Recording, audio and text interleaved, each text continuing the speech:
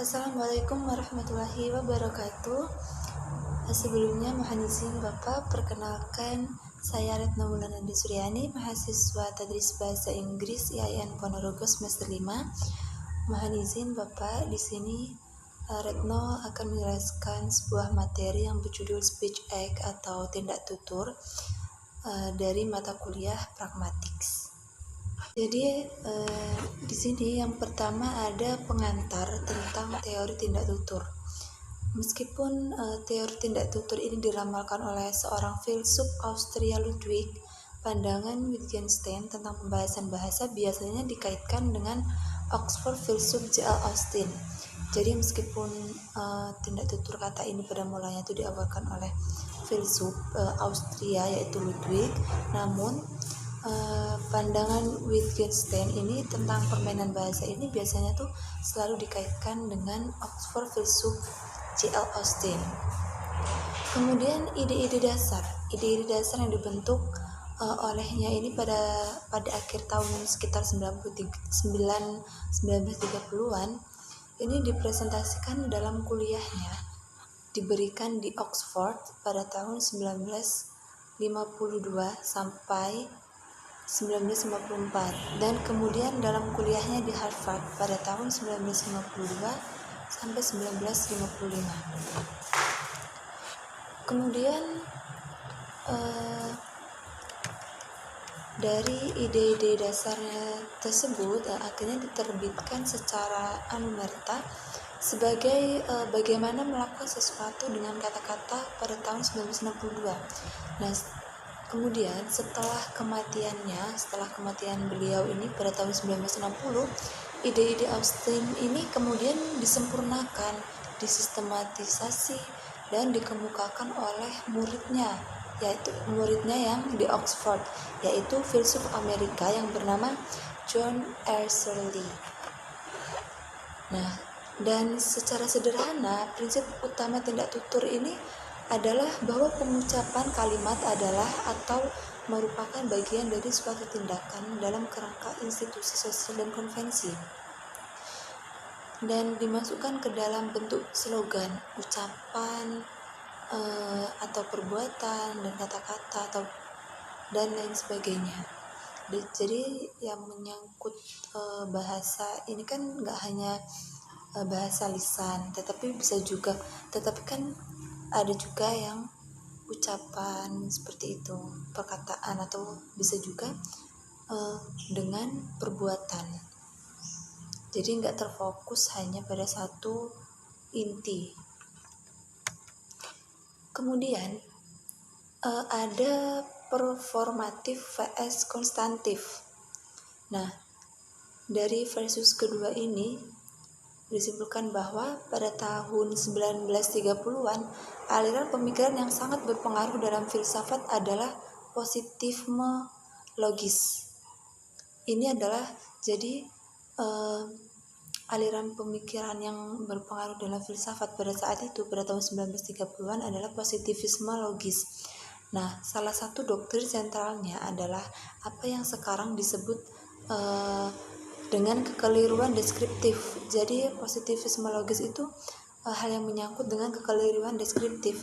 Nah, apa itu kekeliruan deskriptif? Kekeliruan deskriptif itu semacam pandangan yang secara filosofis menarik fungsi bahasa dan untuk membuat pernyataan benar atau salah.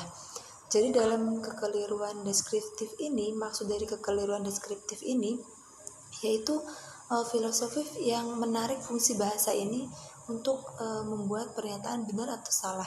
Jadi pernyataan benar atau salah ini nanti bisa dikategorikan ke dalam kekeliruan deskriptif atau bisa disebut dengan positivisme logis. Kemudian versi tertentu dari kekeliruan deskriptif adalah apa yang disebut tesis verifikasionis. Nah, jadi yang dimaksud dari kekeliruan deskriptif ini, apa saja yang ada di kekeliruan deskriptif ini, yaitu tesis verifikasionis. Nah, tesis verifikasionis yaitu gagasan bahwa kecuali kalimat dapat, atau setidaknya pada prinsipnya diverifikasi itu benar-benar berbicara tidak berarti. Jadi dalam kalimat itu benar-benar dia itu mengatakan sesuatu namun tidak berarti.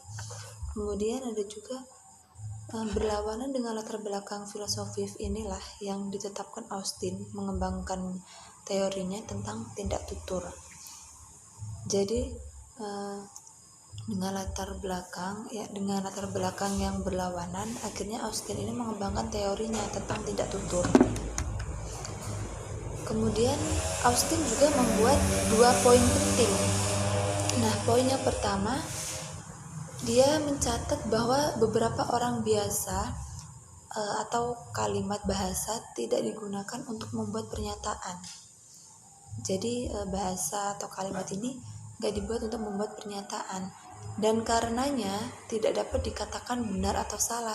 Jadi karena kalimat atau bahasa atau ucapannya ini gak membuat pernyataan, jadi kita gak bisa mengatakan bahwa itu benar atau salah. Contohnya yaitu selamat pagi, kemudian apakah dia seorang vegetarian, kemudian tolong letakkan mobil di garasi. Dan yang kedua, pendapat yang kedua dan yang lebih penting, Austin mengamati bahwa ada kalimat deklaratif bahwa biasa yang menolak kebenaran analisis kondisional. Dan poin yang kedua yang lebih penting yaitu Austin mengamati bahwa ada kalimat deklaratif bahasa biasa yang menolak kebenaran analisis kondisional dengan cara yang sama. Maksud mengucapkan seperti itu, kalimat tidak hanya untuk mengatakan sesuatu, tetapi juga aktif untuk melakukan sesuatu. Di dalam dengan kata lain, ujaran-ujaran tersebut memiliki baik deskriptif maupun efektif aspek. Nah, oleh karena itu, Austin ini menyebutnya performatif, dan dia membedakan mereka dari pernyataan atau ucapan perbuatan pernyataan yang dia sebut konstatif. Di sini ada beberapa contoh, yaitu yang pertama ada I christened the ship the Princess Elizabeth, kemudian I now pronounce you husband and wife, dan selanjutnya. Nah, di sini ada penjelasannya. Berbeda dengan contoh yang ada di 5.2, kalimat deklaratif di contoh 5.1 ini memiliki 2 karakter. Yang pertama, mereka tidak digunakan dengan sengaja untuk mengatakan apapun benar atau salah tentang keadaan urusan di dunia luar. Dan yang kedua, penggunaannya merupakan bagian dari tindakan. Nah, selain itu, ada 2 perbedaan lebih lanjut antara contoh yang ada di 5.1 dan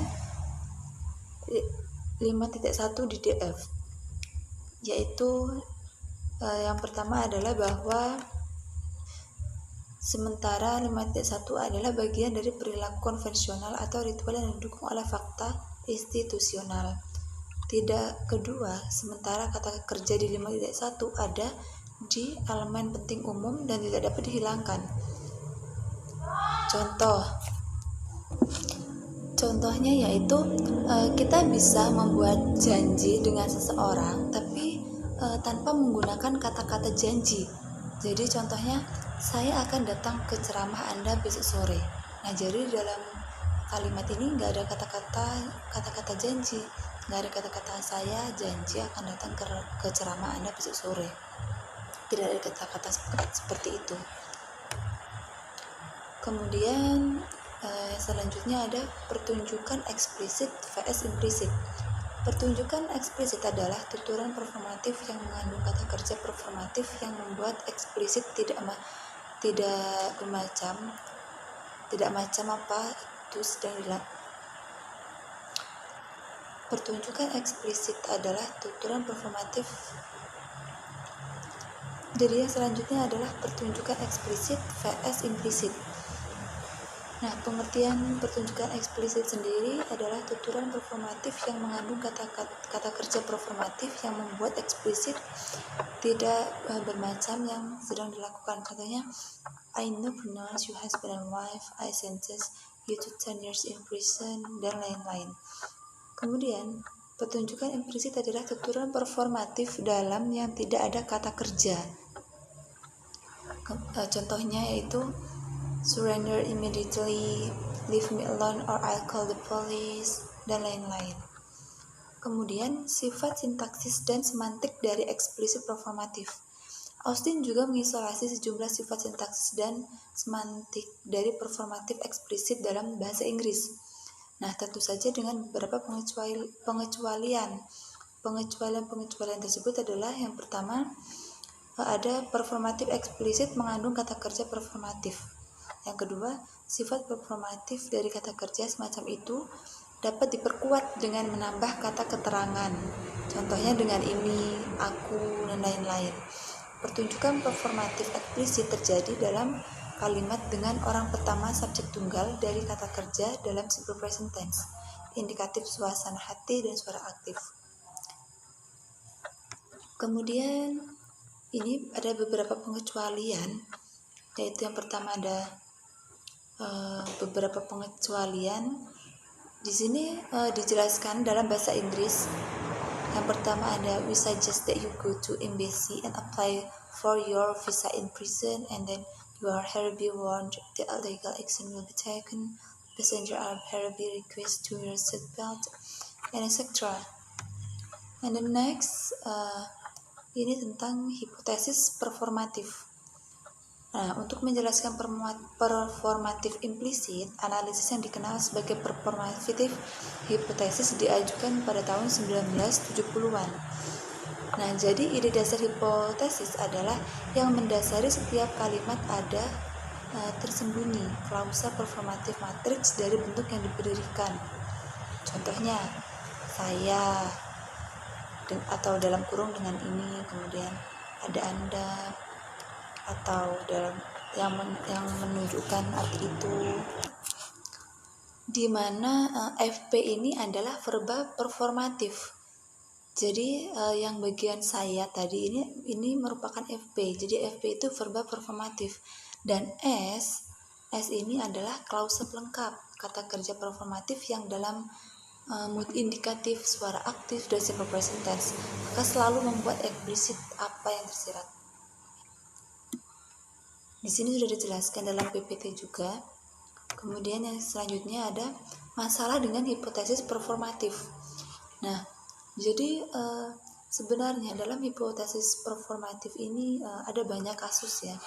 Ada banyak kasus performatif implisit yang tidak memiliki eksplisit versi performatif. Jadi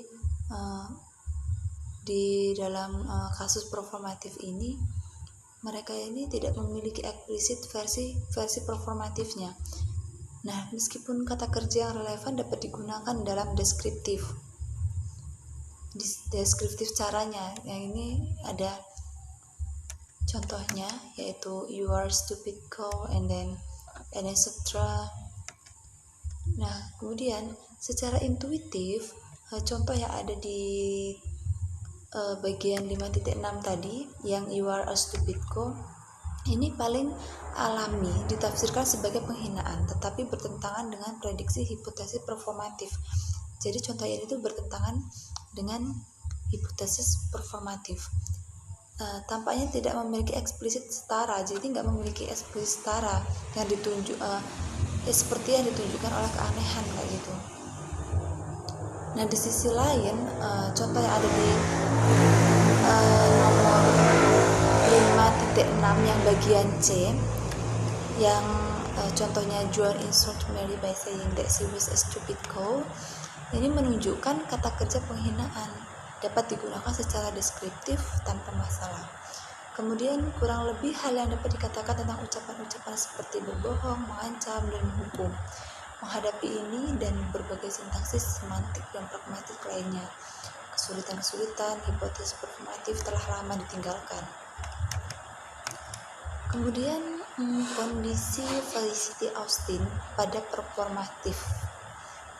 Nah, seperti yang tadi disebutkan, tidak masuk akal kan untuk menyebut performatif true or false, benar atau salah itu. Namun demikian, Austin memperhatikan bahwa agar performatif dapat berhasil, itu harus memenuhi serangkaian kondisi. Nah, yang pertama adalah harus ada prosedur konvensional yang memiliki efek konvensional. Nah, terus yang kedua yaitu keadaan dan orang harus sesuai sebagaimana ditentukan dalam prosedur. Jadi orang-orangnya harus sesuai dengan ketentuan prosedur yang ada. Kemudian yang ketiga, prosedur harus dijalankan dengan benar dan sepenuhnya. Kemudian seringkali orang tersebut harus memiliki pikiran, perasaan, dan niat sebagaimana ditentukan dalam prosedur. Dan jika perilaku konsekuen adalah ditentukan, pihak terkait harus melakukannya.